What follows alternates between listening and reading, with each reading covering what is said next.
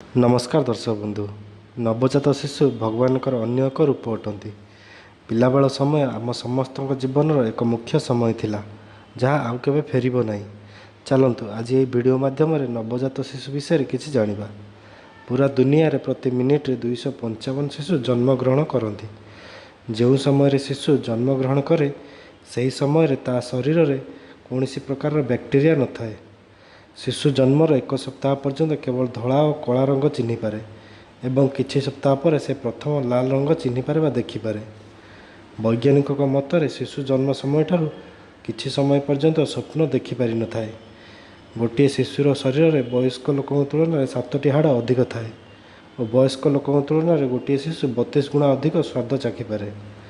विशेषज्ञों मतरे जन्म समय ठारू जो शिशु शीघ्र जन्म ग्रहण करती से शिशु प्रायतः बाम हाथिया हुअନ୍ତି।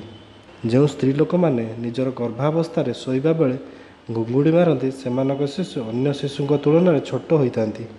1838 ठारू 1960 वर्ष मध्य जो सब फोटो उठा जाता से अधिकांश फोटो शिशु मानकर थिला। 50,000 शिशु मध्य गोटे शिशु एमती जन्म होता है जार किडनी न थाए।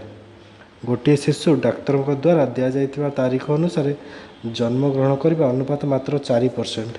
जर्मनी, डेनमार्क और आइसलैंड भली एमती किसी देश अच्छा जो शिशु जन्म ग्रहण कले से नाम रखापी किसी नियम मानव पड़ता है।